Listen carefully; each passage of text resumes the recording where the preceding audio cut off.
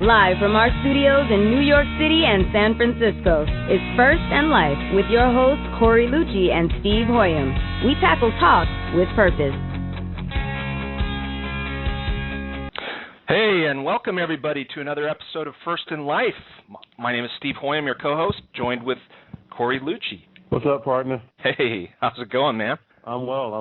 I'm excited. It's a Friday, another episode of First in Life. You're holding it down in San Francisco, and I'm holding it down in New York City. That's right.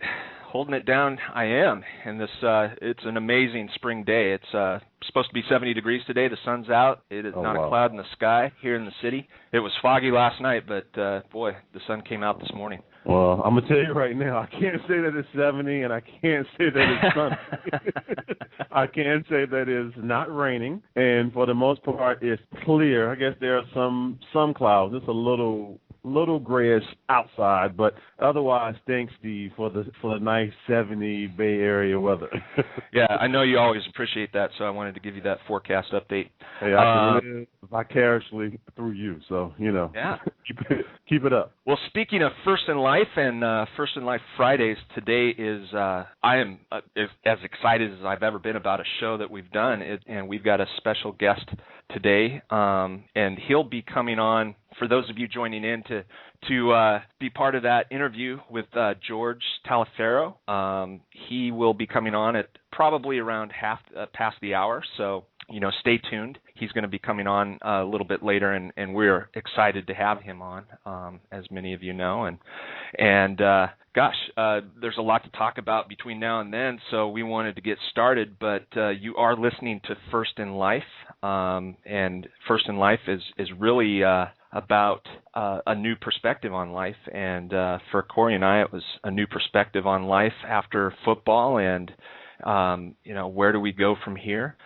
We've got a website that we'd like you to check us out at, www.firstandlife.com, firstandlife.com. We're on Twitter and Facebook, and we would hope that you can show us some love there.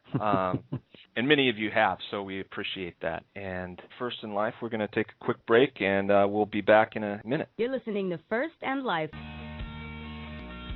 Just wanted to talk briefly about George, and part of the reason that we are so excited to have him on. George is 86 years old. He was born in 1927 and played college football at the University of Indiana, or Indiana University. I'm not sure which one, but he was a Hoosier, and then played also in the NFL. He has written a book, which we will talk about in some detail. Corey, do you want to talk about George's book? Yeah, actually, it's excuse me. There was this young lady named Dawn Knight who actually, I guess, approached him about writing a biography. His life story, and I've said this over and over and over. Steve, you and I obviously, we've been blessed, man, to be a part of the NFL. But in anything, especially anything as big as the league, no player is ever as big as the game.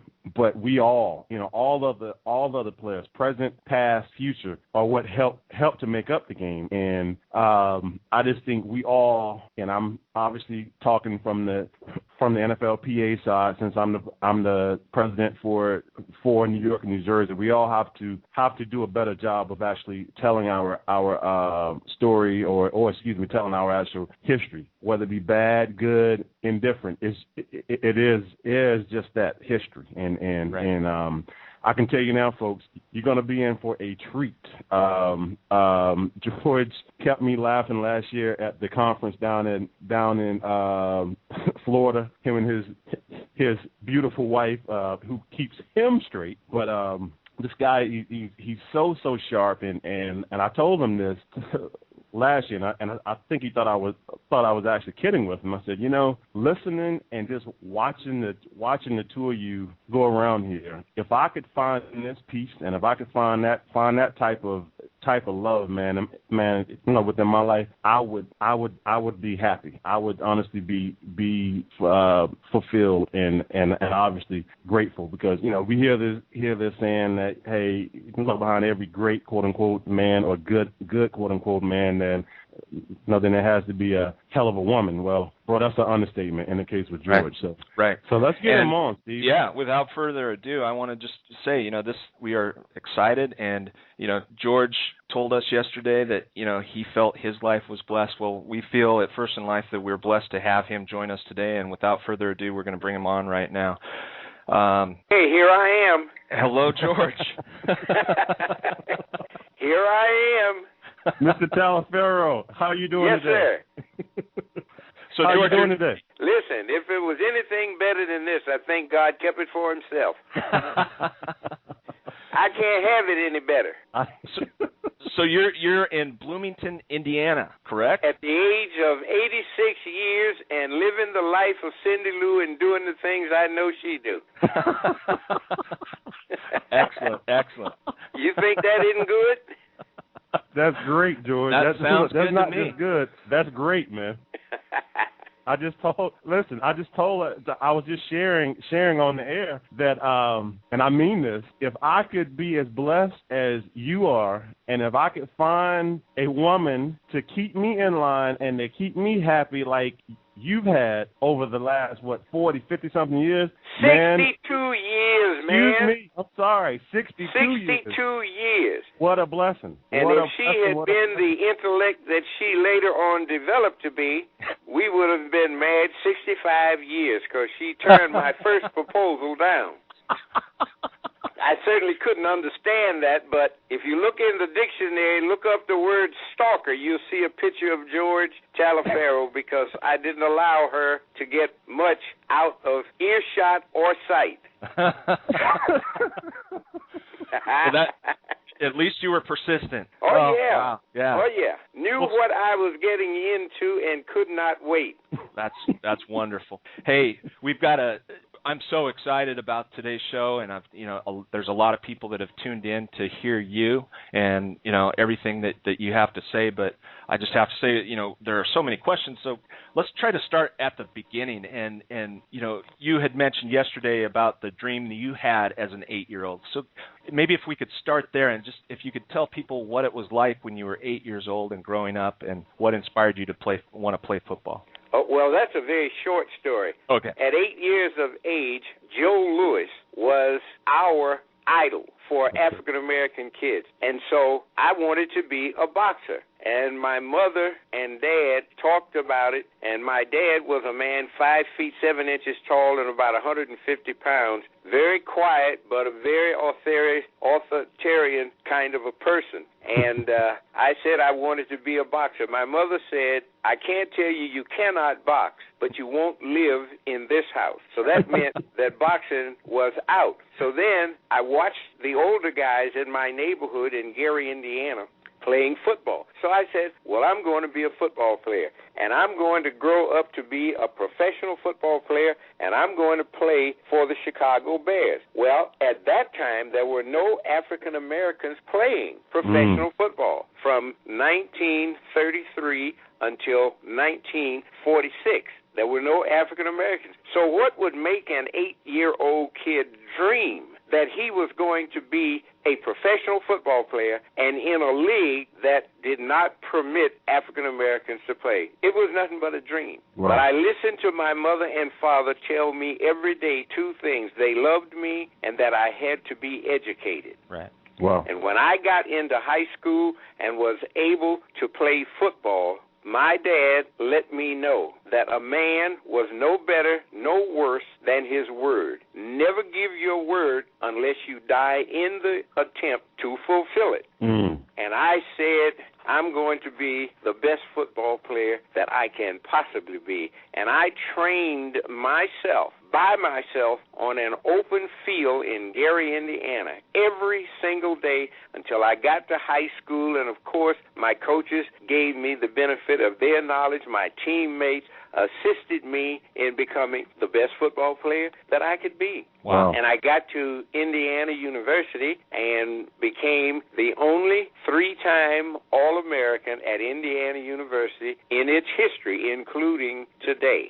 That is and great. I said, hey, when my dad died on Christmas Day of 1947, 4 months after I had been released from the United States Army, I tried to explain to my mother that I could continue my college education and receive my degree, but at the same time, I could play professional football, and I asked her if she knew the difference between college football and professional football, and she said no. I said, you get paid.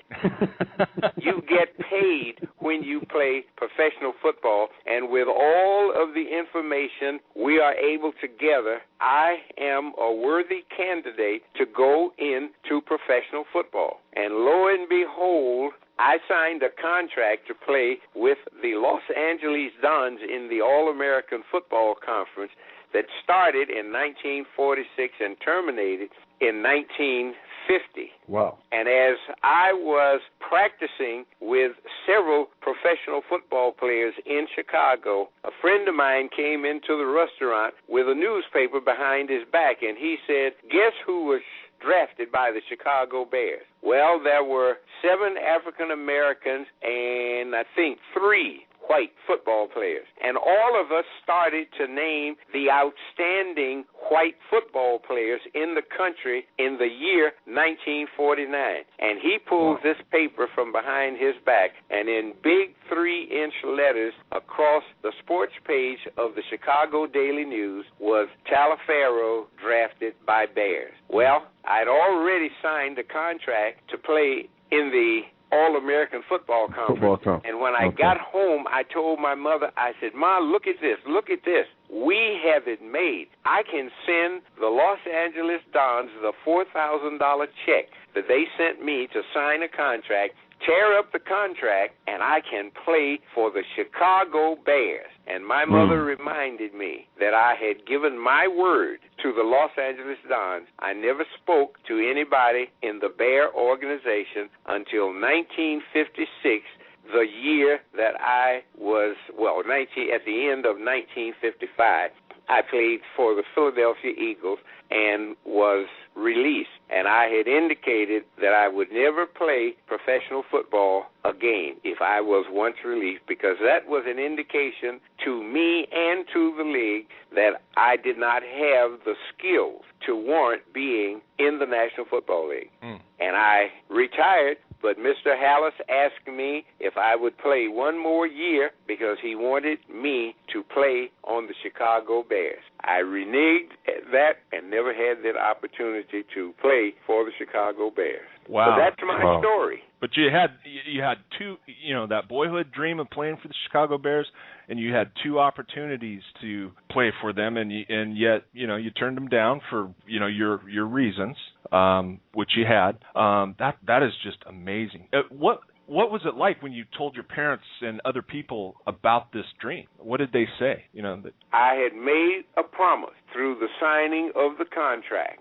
But as an 8-year-old boy, all the people in the city of Gary, Indiana, in our particular community, they just encouraged me. Great. Okay. There was nothing but encouragement. You can't do this. You can't do that. You can't go there. You must dedicate yourself to reaching the goal. And, of course, it just happened to be the reachable dream by the time I was 22 years of age.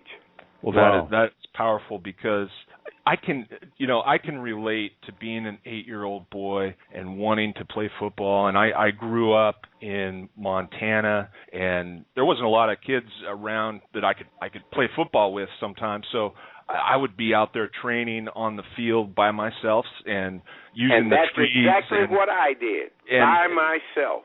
And I had this dream, and I shared it with people, but I didn't have that obstacle that you had. As a young boy growing up in the 1970s, there was really no obstacle quite like that, where it just was unprecedented. And you had something, Steve? You say it's an obstacle.